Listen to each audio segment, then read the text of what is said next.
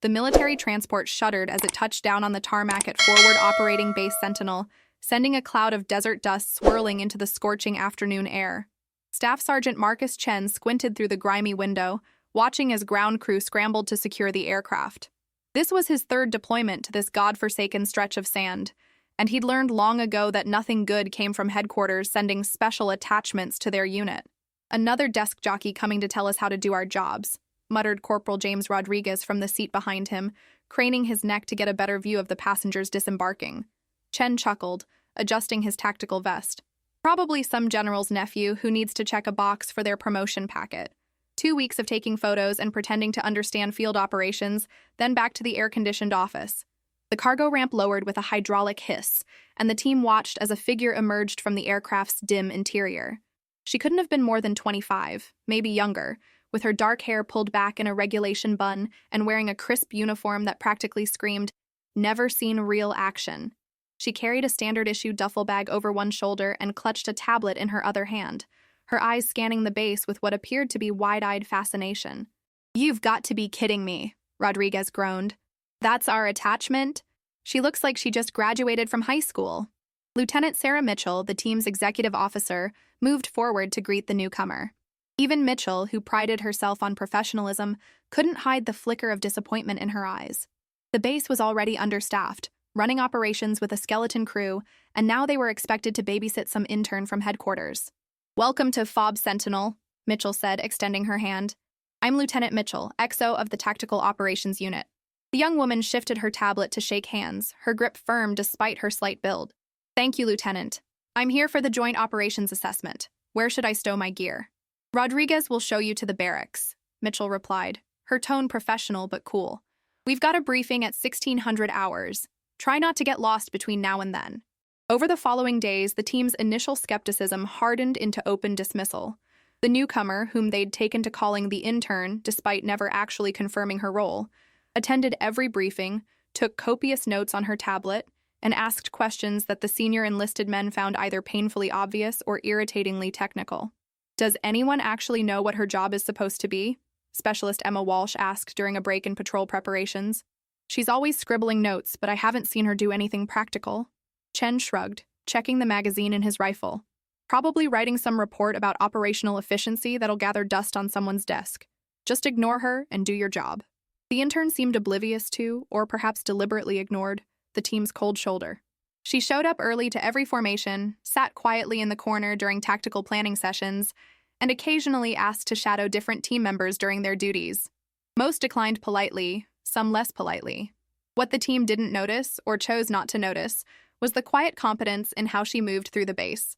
She never asked the same question twice. Her queries during briefings, while sometimes basic, were precisely targeted to fill gaps in her understanding. And on the rare occasions when she offered observations, they demonstrated a comprehensive grasp of military doctrine that seemed incongruous with her apparent youth and inexperience. The situation came to a head during a routine patrol-turned-crisis. It was supposed to be a simple reconnaissance mission: chart the northern perimeter, check on local village cooperation, and return before nightfall. Chen led the squad of 8, including Lieutenant Mitchell, Rodriguez, Walsh, and, unfortunately, the intern, who had specifically requested to observe field operations. "Stay in the middle of the formation," Chen instructed her curtly. "Don't touch anything, don't wander off, and if shooting starts, get down and stay down. Clear?" "Crystal clear, Sergeant," she replied, adjusting her helmet. The patrol proceeded uneventfully for the first 2 hours. The landscape was brutal. Endless sand punctuated by rocky outcroppings and the occasional scraggly vegetation clinging to existence. The heat was oppressive, turning the inside of their tactical gear into personal saunas. They were 3 clicks from the village when the world exploded. The IED detonated with a force that sent Chen sprawling, his ears ringing and vision swimming. Training took over before conscious thought. He was moving, finding cover, trying to account for his team through the cloud of dust and debris. Gunfire erupted from multiple positions, the distinctive crack of AK-47s mixing with the deeper boom of their own rifles returning fire.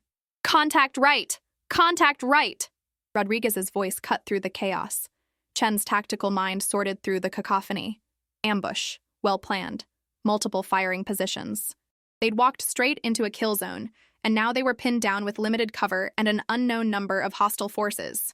Walsh, suppressing fire on that ridge. Rodriguez, get on the radio. We need QRF now. The firefight intensified. Chen could see Mitchell directing fire from behind an overturned vehicle, her rifle barking in controlled bursts. Walsh had found a position behind a concrete barrier, her saw laying down devastating fields of fire. But they were taking casualties. Sergeant, it's Colonel Morrison. The shout came from Private First Class Jackson, who was crouched over a figure Chen hadn't initially noticed. Colonel Thomas Morrison. Chen's blood ran cold. He hadn't even realized the colonel was on this patrol. Morrison must have joined at the last minute, probably to observe the same operations the intern was shadowing. And now the colonel was down, blood spreading across his uniform from what looked like shrapnel wounds to his torso and leg. The tactical situation deteriorated rapidly. They had wounded who couldn't move, hostile fire from 3 directions, and their armored vehicles were too exposed to reach without taking additional casualties. Rodriguez was screaming into the radio, but the quick reaction force was at least 15 minutes out. 15 minutes they didn't have. Chen made the calculations every squad leader dreads. They needed to move, to find better defensive positions, but Morrison couldn't be moved without medical stabilization. Mitchell was busy coordinating defensive fire. Rodriguez was on comms. Walsh was the only thing keeping the eastern approach suppressed. They needed someone to make command decisions, and they needed them now. Where's Lieutenant Mitchell? Morrison's voice was strained but steady despite his obvious pain. Jackson had managed to apply a tourniquet to his leg, but the colonel's face was pale, his breathing labored. She's managing the defensive perimeter, sir, Chen replied, sliding into cover beside the wounded officer. Sir, I need the tactical commander, Morrison interrupted, his eyes scanning the chaos around them. Where is she? Chen blinked, confused. Sir, Lieutenant Mitchell is... Not Mitchell. The Major. Where's Major Shaw? The words didn't make sense. There was no Major Shaw on the patrol. Chen opened his mouth to say so when movement caught his eye. The intern, the young woman they'd been dismissing for days, was moving through the firefight with calm precision, crouch running from cover to cover until she reached their position.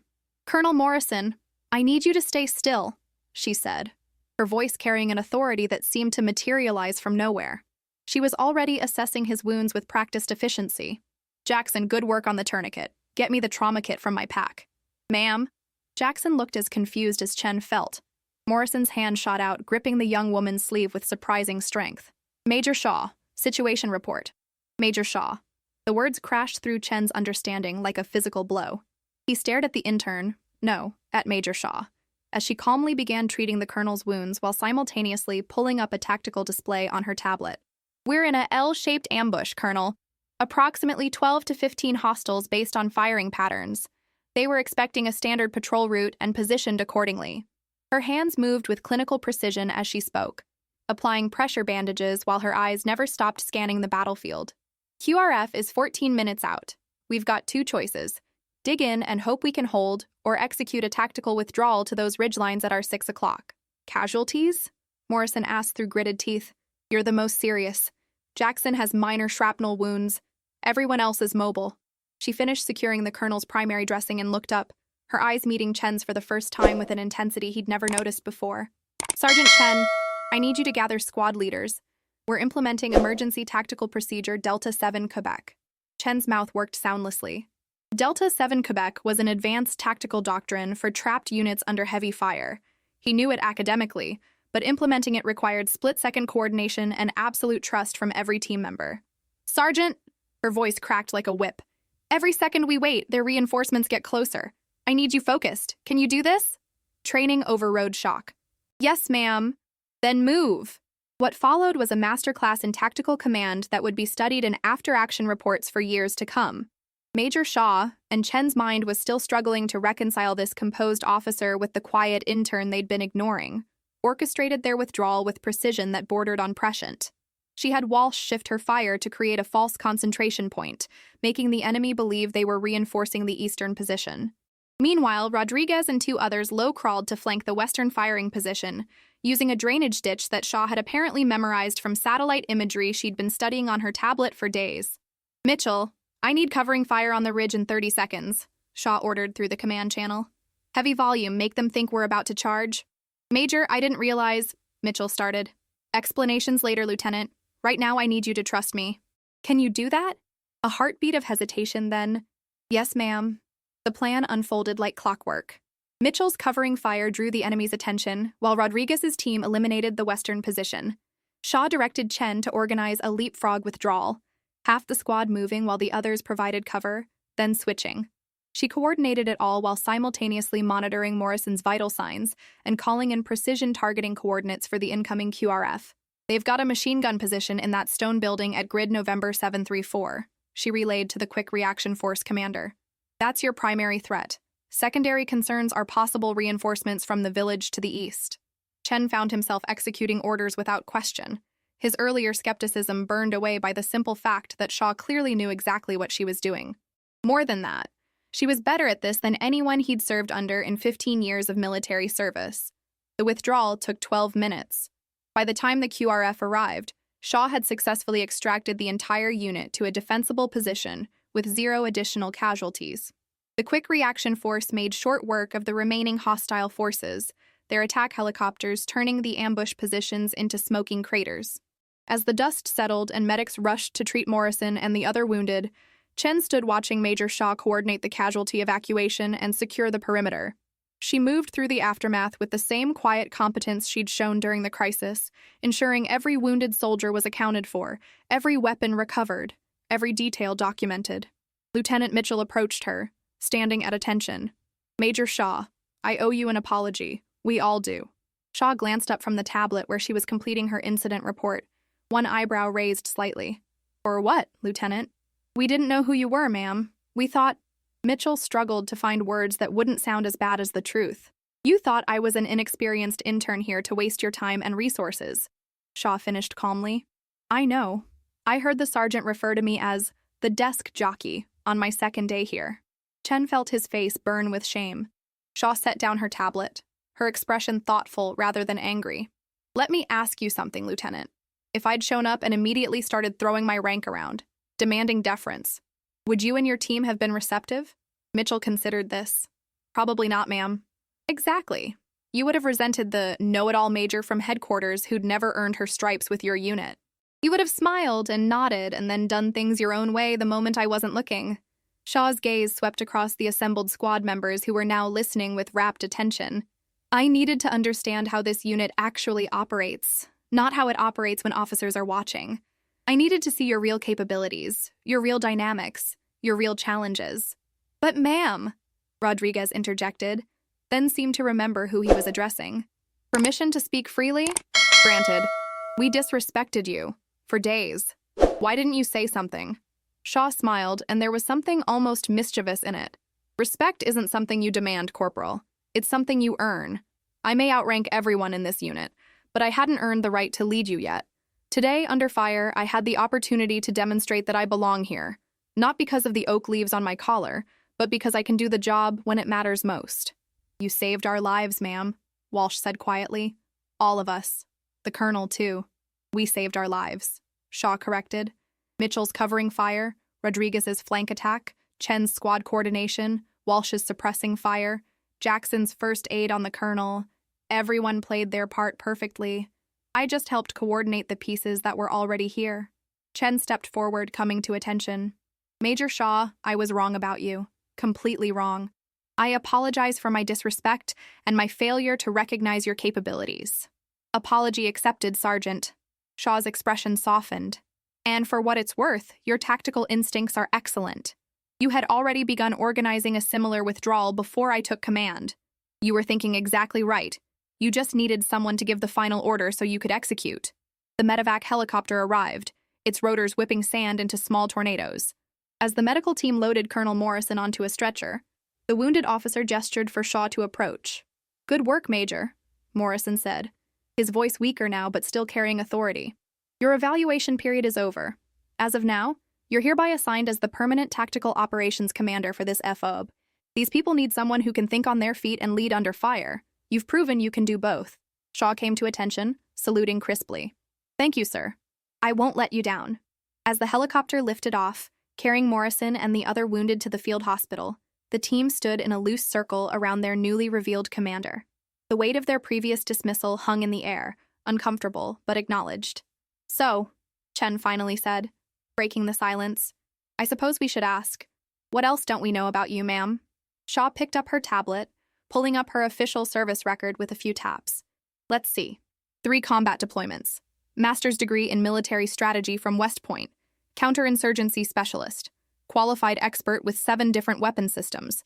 Oh, and I turned 29 last month in case anyone was wondering. Rodriguez let out a low whistle. 29. We thought you were, 22. I get that a lot, Shaw said dryly. My mother claims it's good genes. My father insists it's because I drink too much coffee and don't get enough sun. She glanced around at the team, her expression serious now. Here's what I need you all to know. I'm not here to replace anyone or prove I'm better than anyone. I'm here because this FOB has a critical mission, and you're seriously understaffed. Command sent me because they knew you needed someone who could step in and lead complex operations when necessary.